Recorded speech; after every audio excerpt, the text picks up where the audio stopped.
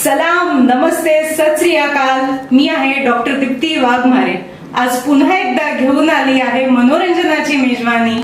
अत्यंत सुंदर अशा दोन ऍक्ट्रेसेस माझ्यासोबत आहेत. त्यांचं आपण मनापासून स्वागत करूया. मी खरं तर फार वाईट गायिका आहे, पण या दोन ओळी फक्त तुमच्यासाठी. आभास हा, आभास हा छळतो तुला, छळतो मला, आभास हा.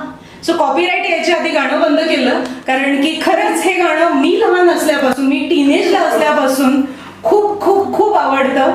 आणि तेव्हा काही माहित नव्हतं की काय काय असतं हे फिल्म मेकिंग, काय असतं. पण हा एक गोड चेहरा, म्हणजे अगदी माझ्या आईच्या आवडत्या ऍक्ट्रेस म्हणून स्मिता शेवाळे यांची आमच्या घरात, आमच्या मनांमध्ये एंट्री झाली.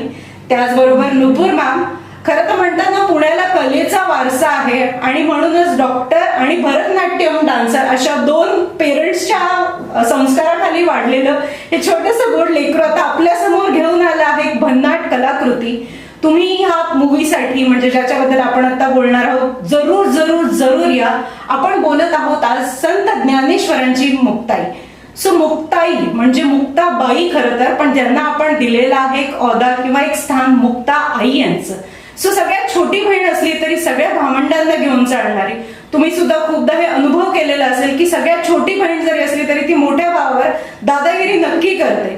बट जोक सपाट, मी नेहमी म्हणते स्मिता मॅम, नुपूर मॅम, की जर कधी रिव्होल्युशन आलं एंटरटेनमेंट इंडस्ट्रीमध्ये तर ते मराठी चित्रपटांमधूनच येणार आहे. कारण की लता मॅम पासून ते शाहीर साबळ्यांपासून आपण इतक्या नवनवीन गोष्टी शिकत आलोय मराठी चित्रपटांमध्ये. सो तुमच्या नवीन येणाऱ्या चित्रपटासाठी सगळ्यात पहिले खूप खूप खूप शुभेच्छा. आणि आम्ही खूप डेस्परेटली वाट बघतोय या पिक्चरची. मला काहीतरी सांगा, ह्या चित्रपटाबद्दल आम्हाला काय बघायला मिळणार आहे. So Smita ma'am, can you please go first. संत ज्ञानेश्वरांची मुक्ताई या चित्रपटामध्ये तुम्हाला संपूर्ण संत ज्ञानेश्वर, निवृत्तीनाथ, सोपानदेव आणि मुक्ताई यांचा प्रवास बघायला मिळणार आहे. आणि गंमत अशी की अगदी सुरुवातीपासून ते अगदी शेवटपर्यंत हा प्रवास एका चित्रपटात बघायला मिळणं ही पर्वणी आहे. आणि अशा पद्धतीचा सिनेमा प्रभातनं खूप वर्षांपूर्वी केला होता. त्यानंतर आता हा सिनेमा येतो. बरं, हे जे धनुष्य आहे, शिवधनुष्य जे पेलवण्याचं काम केलंय ते दिग्पाल नांजेकरांनी केलेलं आहे. आणि दिग्पाल त्याचा संपूर्ण अभ्यास असल्याशिवाय तो चित्रपट करतच नाही. त्यामुळे त्यांनी हे शिवधनुष्य पेलवलेलं आहे. आणि ते बघण्यासाठी मात्र प्रेक्षकांनी यायला हवं. आणि काय यायला हवं, कारण आजच्या पिढीवरचे संस्कार या चित्रपटामध्ये घडणार आहेत. आणि या चित्रपटामधून बरेच जण, किती गोष्टी तुम्हाला इन्फॉर्मेशन तर मिळेलच, पण किती गोष्टी आहेत याच्यामध्ये. ज्ञानेश्वरांनी इतक्या कमी वयात ज्ञानेश्वरी लिहिली आणि नंतर समाधी घेतली. आणि ती ज्ञानेश्वरी अजूनही आपल्याला समजतेच आहे, ती पूर्ण समजलेलीच नाहीये. तर तो जो त्यांचा प्रवास आहे ना, तो योग्य पद्धतीनं मांडणारा असा एक दिग्दर्शक हवा होता. आणि मला खूप प्राऊड फिलिंग आहे की मी अशा दिग्दर्शकाबरोबर काम करू शकले. कारण पूर्ण जो प्रवास होता, 1 महिना शूटिंग केलं मी. आणि या महिन्याभरात मी अगदी मनापासून सांगते, फर्स्ट इंटरव्ह्यू आहे संत मुक्ता. Thank you so much. हे आमचं भाग्य आहे की तुम्ही आमच्या इंटरव्ह्यू पासून हे प्रमोशन सुरू करताय. तर संत ज्ञानेश्वरांच्या मुक्ताईचं पूर्ण शूटिंग चालू असताना माझ्यामध्ये खूप बदल झाले. कारण आध्यात्मिक जोड जेव्हा तुम्हाला कलेला मिळते त्यावेळेला तुमच्यामध्ये काय चेंजेस होतात हे मी अनुभवलं या महिन्यामध्ये. आणि त्यानंतर माझा दृष्टिकोन बदलला आयुष्याकडे बघण्याचा. आता हे मी काम करत असताना झालेल्या गोष्टी आहेत. आणि डॅम शुअर खूप मला खात्रीपूर्वक असं वाटतं की जो कोणी हा चित्रपट बघायला येईल ना, तो स्वतःमध्ये काहीतरी एक बदल घेऊन जाईल नक्कीच. आणि खूप पॉझिटिव्ह बदल घेऊन जाईल. मी एवढं सगळं भरभरून बोलतेय, पण मी का बोलते ना, हे चित्रपट बघितल्यानंतरच तुम्हाला कळेल. So I can surely say that Smita मॅमनी नुसती ती भूमिका वठवली नाही, तर she has lived that role. And we are very very excited to see you in this movie. So मित्र हो, मी आज बोलत आहे संत ज्ञानेश्वरांची मुक्ताई या चित्रपटाबद्दल. आपल्याला शिवराज अष्टक यासारखं रत्न घेऊन आले होते, तेच दिग्पाल लांजेकर या चित्रपटाचे डिरेक्टर सुद्धा आहेत आणि को प्रोड्युसर सुद्धा आहेत. आणि पुन्हा एकदा एक सुंदरशी कलाकृती आपल्याला बघायला मिळणार आहे. आता मी येते नुपूर मॅमकडे. नुपूर मॅम, काय आहे मुक्ताई तुमच्यासाठी आणि तुमच्या रोल बद्दल सुद्धा मला सांगा. नक्कीच.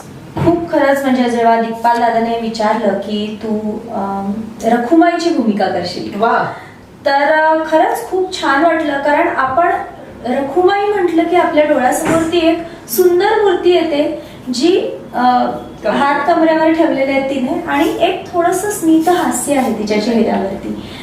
तर माझ्या डोळ्यासमोर पटकन ती मूर्ती आली आणि मी कुठेतरी तिला हे करू शकेन का, न्याय देऊ शकेन का. तर त्याचे वेगवेगळे कंगोरे त्याने समजावून सांगितले मला की फक्त तुला तिथे हात ठेवून उभं नाही राहायचंय, तर तुझे काय काय पैलू आहेत. भक्ताने हाक मारल्यावर एक हाकेचा क्षण सुद्धा न जाता ईश्वर त्याच्या भेटीसाठी धावून जातो. त्यामुळे तो कायम एका मोडक्या विटेवर उभा आहे, अत्यंत अलर्ट. तो एक क्षण आहे आणि रखुमाई त्याच्या मागे त्याची वाट पाहत कित्येक युगानुयुग थांबलेली आहे. आणि जेव्हा अशी वेळ येते की खरंच कुठेतरी अडचणी आहेत, संकट आहेत आणि त्यावेळेला कशा पद्धतीने भक्ताला जाऊन दर्शन दिलेलं आहे ईश्वराने. त्यामुळे फक्त मी एक मूर्ती डोळ्यासमोर येते आपलं ते काम नाही, तर त्यामध्ये वेगवेगळ्या रूपांमध्ये मला साक्षात्कार तिथे करून देण्याचा मला लाभ झालेला आहे आणि खूप छान वाटलं. कारण वेगवेगळे एजेस मला जगता आले त्यामध्ये. लहान असल्यापासून अगदी म्हातारा असल्यापासून वेगवेगळे कंगोरे यामध्ये आहेत, ते सूक्ष्मतेने मला दाखवता आले. आणि नक्कीच म्हणजे संत मुक्ताई, आता तुम्ही म्हणालात तसं की ती महामाया आहे, आई आहे. तिने सगळ्या भावंडांना सामावून घेतलेलं आहे, त्यांना सांभाळलेलं आहे. तर एक कुठेतरी ती भावना मनामध्ये ठेवून, म्हणजे तुम्ही विचारलं तर आमच्या सेटवरचं वातावरण सुद्धा अत्यंत भारलेलं असायचं. आम्ही सगळेजण एक त्या झोनमध्ये गेलो होतो. अक्षरशः एक छोटे छोटे प्रसंग मला आठवत आहेत की समाधीचा प्रसंग असेल किंवा असे छोटे छोटे प्रसंग आहेत की आम्ही सगळे तेव्हा असे स्तब्ध शांत असे झालो होतो एका क्षणाला की नक्की काय चालू आहे, जसं काही आपल्याकडून ते करवून घेतलं जात आहे. तर अशा पद्धतीने लिटरली आता स्मिता म्हणाली तसं आम्ही जगलो आहे. ती भूमिका आमच्याकडून करवून घेतली आहे. त्याबद्दल खरंच दिग्पाल दादाचे मनापासून आभार की त्यांनी आम्हाला त्यासाठी निवडलं. ही ऑलवेज सॉ तुमचा जो रोल होता रखुमाई.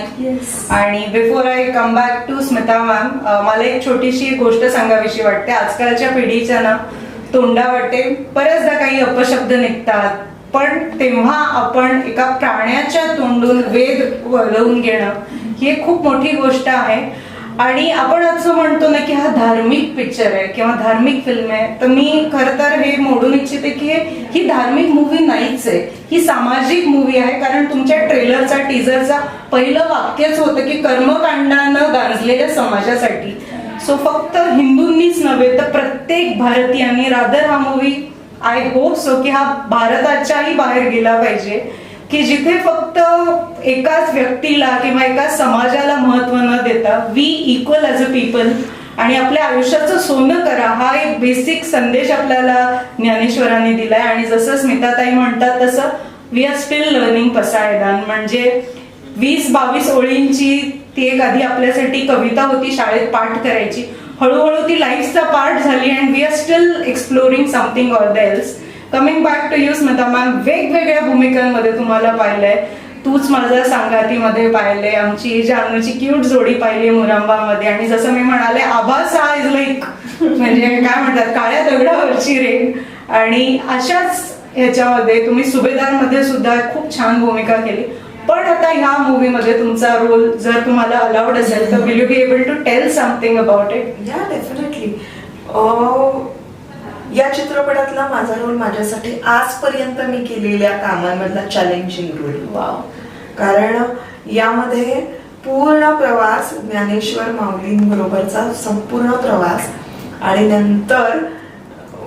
त्यानंतर काय घडतं हे सांगणारी एक आजी 70-75 वर्षाची जी फिल्म नरेट करते पूर्ण. क्या बात. तर अशा 2 पद्धतीच्या भूमिका करायच्या होत्या आणि खूप चॅलेंजिंग होतं. Right. कारण संपूर्ण देखपाली शूटिंग खूप छान लावलं की Right. आधी आमचं बाकीचं सगळं शूट करून घेतलं आणि ते माझं एंडला ठेवलं.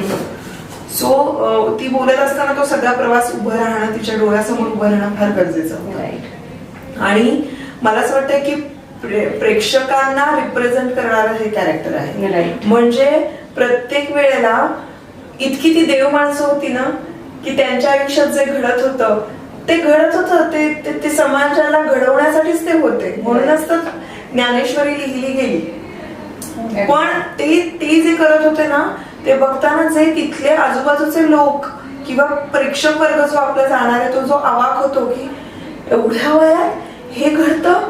आणि ते जे लाऊड रिॲक्शन आहेत ना, मला असं वाटतं म्हणजे जे प्रेक्षकांच्या रिॲक्शन आहेत ना त्या यशोदेकडून येतात. सो यशोदा नावाचं कॅरेक्टर जे मी करते आहे त्याच्यात मला असं वाटतं मी प्रेक्षकांना रिप्रेझेंट करते तिथे. सो प्रेक्षकांना रिलेट होईल ती यशोदा. कारण बाकी सगळे संत माणसं एक वेगळ्याच लेवलचं त्यांचा आणि त्याच्यामध्ये एक सामान्य व्यक्ती जेव्हा येते तेव्हा ती पूर्ण अवाक होऊन जाते. प्रत्येक वेळेला तिला असं वाटतं हे असं कसं असू शकतं. कारण आपल्याला एरवी आयुष्य जगत असताना सामान्य आपले विचार असतात. आपण सामान्य माणसं आहोत. आपल्याला दुःख होतं, आपल्याला वाईट वाटतं, आपल्याला आनंद होतो, आपल्याला ईर्ष्या असते. या सगळ्या भावना आहेत ह्या माणसामध्येच असतात आणि त्यामुळे आपल्याला खूप प्रश्नही पडतात. आणि ह्या सगळ्याची उत्तरं म्हणून तर ज्ञानेश्वरीमध्ये ज्ञानेश्वरांनी लिहिली भगवद्गीतेत आहे. सो पुन्हा एकदा तोच प्रश्न मला खरं तर भंडावून सोडतोय की आता जेनझी म्हणते ना हॅपी सिबलिंग डे, ब्रदर गोल, सिस्टर गोल. सो ही आहे आमची पुण्यभूमी जिथे आम्हाला खरंच कळालं की भावा बहिणीचं हे जे पवित्र अतूट आणि खरं हेवनली असं रिलेशन आहे. आणि कशी एक छोटी बहीण फॅमिलीला एकत्र ठेवते आई वडील जवळ नसताना आणि त्यांची आई बनून जाते. So coming back to you Nupur ma'am, तुमच्या नावामध्येच पैंजण आहे. सो डेफिनेटली म्हणतात ना बाळाचे पाय पाळण्यात दिसतात. तर जेव्हा नुपूर छोटंसं बाळ होतं तेव्हाच कळालं होतं की yes she is going to be a rock star, she is going to be a wonderful dancer and artist. So Bharatanatyam dancer ते एक अभिनेत्री हा एक प्रवास तुमचा आम्ही पाहिलाय आणि आम्हाला तो प्रचंड आवडलेला आहे. कुठे स्विच करता तुम्ही डान्सर टू ऍक्टर? आणि त्यातच माझा अजून एक प्रश्न म्हणजे की किती महत्व आहे डान्सचं ऍक्टिंग मध्ये आणि प्रत्येक ऍक्टरला डान्स थोडाफार यायला हवा का?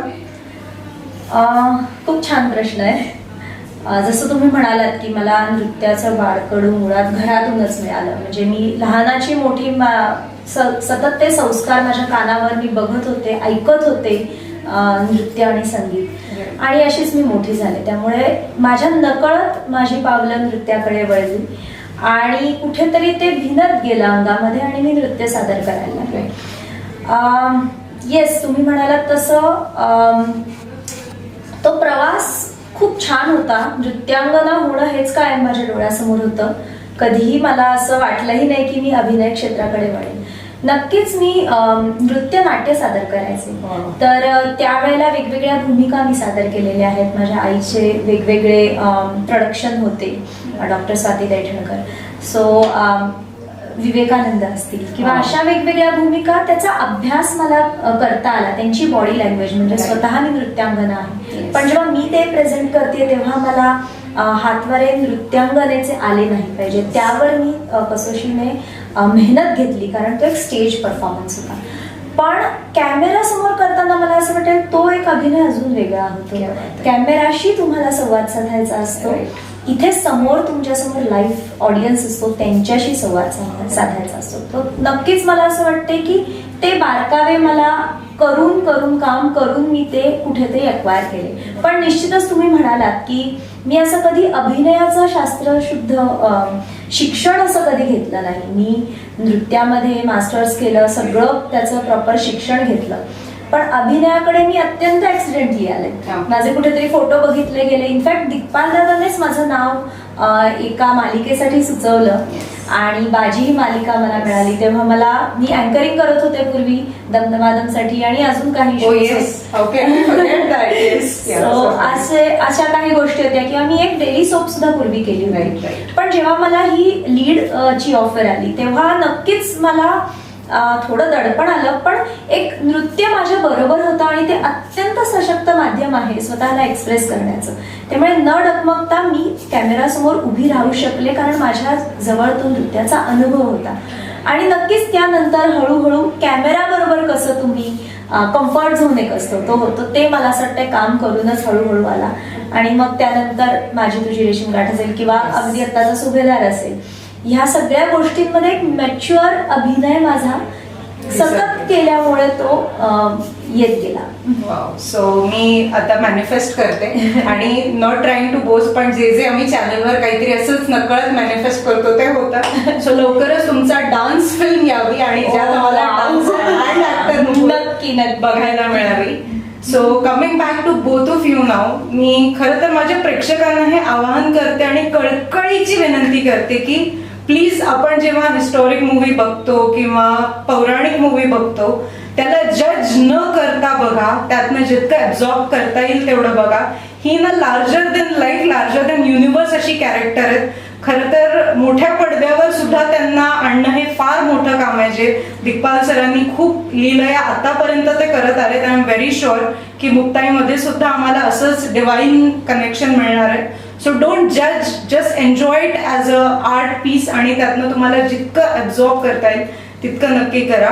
आमच्या सगळ्या प्रेक्षकांसाठी एक टेक अवे म्हणून तुम्ही त्या मूवीमधनं काय घेऊन जाताय हे तुमच्या दोघींकडनं ऐकायला आवडेल. So first you Smita ma'am. बापरे, मुक्ताई मधून कित्येक गोष्टी आहेत ज्या मी घेऊन चालले. मी मध्ये दिग्पालला भेटले, चित्रपट झाला, डबिंग व्हायचं होतं. मध्ये मी त्याला भेटले आणि मी त्याला म्हटलं की अरे मला जरा विचित्र होत आहे सगळं, म्हणजे मला ध्यानालाच मी बसते बराच वेळ, मला असं माझं राहावं असं वाटतंय, मी खूप अंतर्मुख होण्याचा प्रयत्न करते. तर हे योग्य आहे ना सगळं? तुला माहिती एवढ्या गोष्टीचा असा परिणाम आहे हा. तर मग तिथून मला लक्षात आलं की आपण अध्यात्माच्या काठावर सुद्धा उभे नाही होत आपण.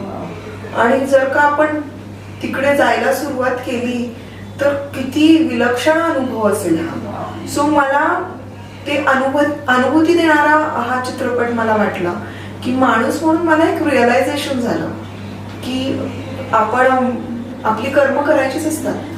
म्हणजे भगवंत गीतेमध्ये हेच सांगतात, तुम्ही तुमची कर्म करायची आहेत पण त्याचं नामस्मरण करत आपण आपली कर्म करायची आहे. म्हणजे आपण त्याच्या जवळ राहतो आणि ते आपलं काम जे आहे ते फ्लरिश होत राहतं. तर ही एक आठवण करून दिली मला या चित्रपटाने. हे मी घेऊन जाते खरं तर या चित्रपटातून आणि आता आयुष्यभर राहील माझ्याबरोबर. आणि हा प्रवास असाच अखंड चालू राहू देत. नुपूर मॅम, असं म्हणतात ना ऍक्टर्स मूवीच्या सेटवरून काहीतरी कधीतरी एखादी वस्तू घेऊन जातात रोलशी रिलेटेड, पण हा इतका थॉटफुल आणि डिवाइन मूवी आहे. What was that one take away that you have taken it home and even we would like to hear it? मला असं वाटतंय मी ना खूप शांत झाले आणि आपल्याला पटकन कुठलीही गोष्ट ऍक्शन रिॲक्शन द्यायची जी सवय असते ना, की हा समोरची व्यक्ती काही बोलली की लगेच त्याला प्रत्युत्तर द्यायचं. तर मी बघतीये हा सगळा प्रवास सगळा संत ज्ञानेश्वर महाराजांचा की कशा पद्धतीने इतक्या गोष्टी त्यांनी सोसल्या आहेत आणि तरी कुठेही त्यांनी कोणाचं वाईट किंवा काही चिंतलेलं नाहीये. त्यांनी त्यांच्या कृतीमधून ते सगळं दाखवून दिलेलं आहे. सो आपण जे पटकन कोणी काही बोललं त्याला रिॲक्ट होतो ना, ही एक गोष्ट मला असं वाटते की नाही, थोडा वेळ घ्यावा. तुम्ही बोला, तुम्हाला प्रत्येकाला हक्क आहे तुमचं मत मांडण्याचा, पण मला असं वाटतं कुठेतरी आपण स्वतः शांत होणं अत्यंत गरजेचं आहे. रिॲक्शन पटकन कुठल्याही गोष्टीची नाही द्यायची. ओके असं झालंय, ठीक आहे, विचार करू, एक 5 एक्झॅक्टली रिॲक्ट पेक्षा पण रिस्पॉन्ड करणं, म्हणजे आपण कसं विचार न करता आणि त्या क्षणी आपलं कुठल्या ह्याच्यात असतो टेम्परामेंट आणि आपल्या समोर ती गोष्ट येऊन धडकते आणि दुसऱ्या क्षणी आपण ते रिस्पॉन्ड करतो. सो ते कुठेतरी मला असं वाटतंय थांबावं, थोडा विचार करावा, एक 10 काउंट का होईनात मोजावे आणि हो मग मग त्याच्यात खूप फरक पडलेला असेल. इम्पल्सिव्ह न होता कुठला डिसिजन घ्यायचा नाही, शांत राहून प्रत्येक गोष्टीचं तुम्हाला दिलंच पाहिजे काही प्रत्युत्तर मला वाटत नाही गरजेचं आहे.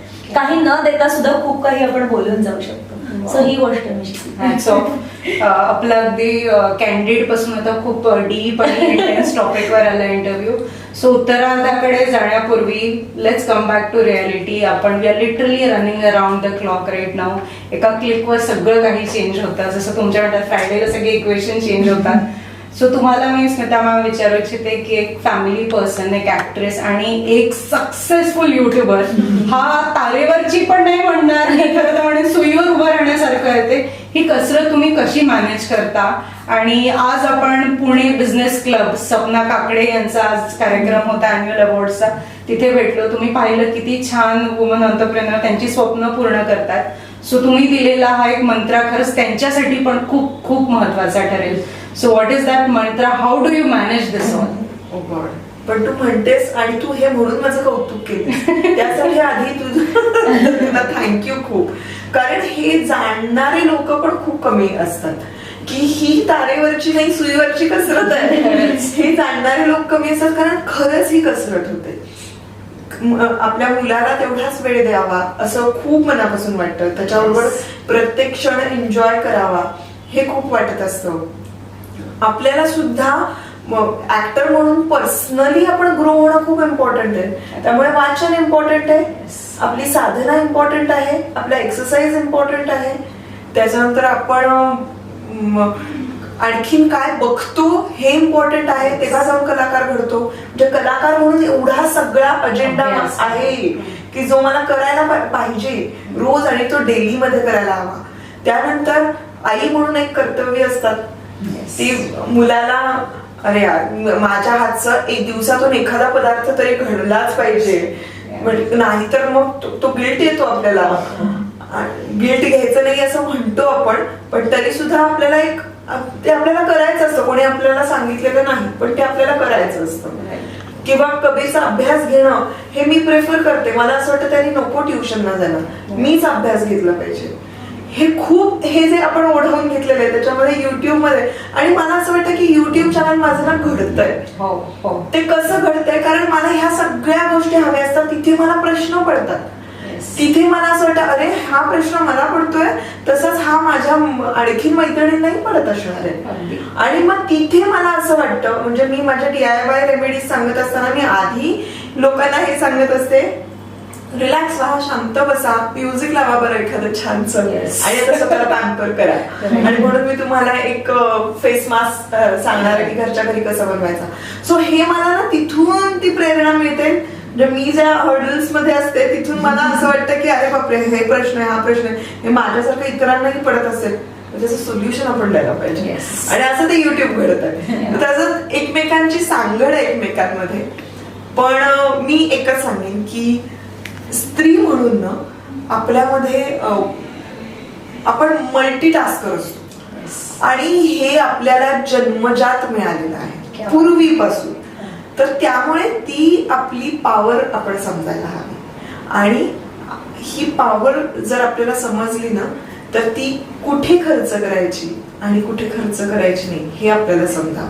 कारण आपण फक्त ते इथं जातो ना तर ते थोडंसं आपल्यासाठी राखून ठेवलं आणि ती पॉवर इतरांवर खर्च करण्यापेक्षा आपल्यावर जर खर्च करायला लागलो एक 50%, 60%, तर मला असं वाटतं तुमच्यातली एक स्त्री घडायला सुरुवात होते आणि मग तुम्ही तुमचं अस्तित्व निर्माण केल्याशिवाय थांबत नाही. सो नुपूर मॅम, तुम्हालाही थोडासा सिमिलर प्रश्न. तुम्ही जरी दिसत नसलात तरी मला माहिती आहे की फॅमिली वे मध्ये आहात. You have been taking care of your family very वेल.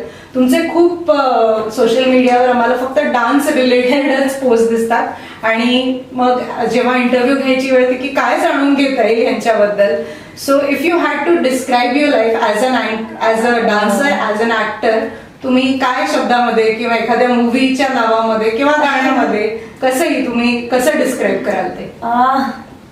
मला ना खूप उत्सुकता आहे वेगवेगळ्या गोष्टी करण्याची. वाव, क्या बात आहे. सो मला एका गोष्टीत स्वतःला असं त्या साच्यात बांधून नाही ठेवायचंय.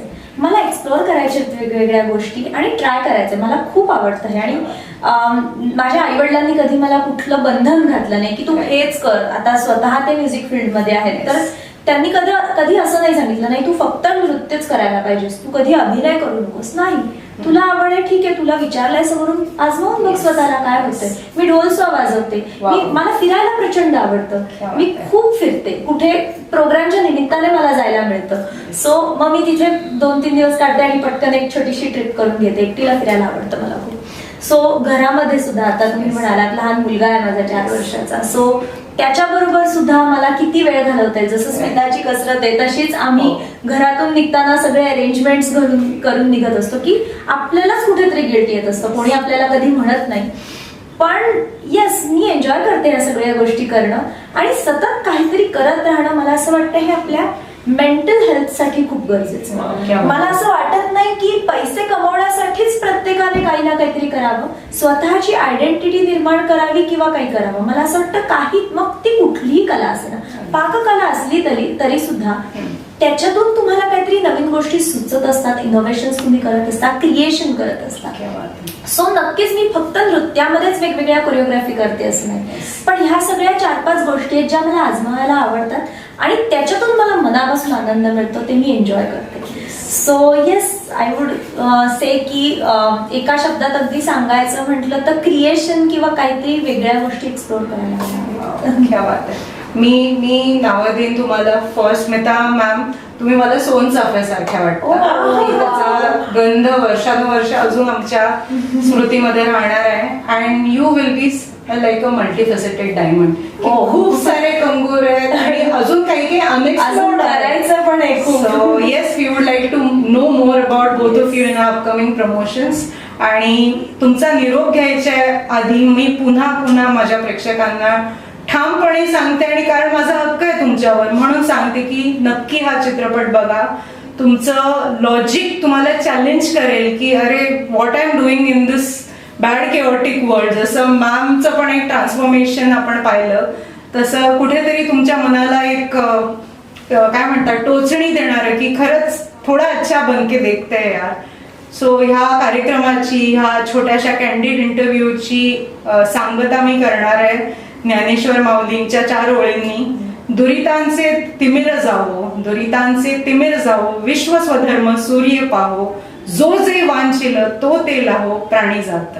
आणि मी या टीमला, मुक्ताईच्या टीमला विश करते, त्यांनी जे वांछिल आहे, जे विश केलं आहे या मूवीसाठी, ह्या मूवीने सगळे रेकॉर्ड्स ब्रेक केले पाहिजेत आणि आम्हाला खूप साऱ्या ट्रायोलॉजी पुढे बघायला मिळतील.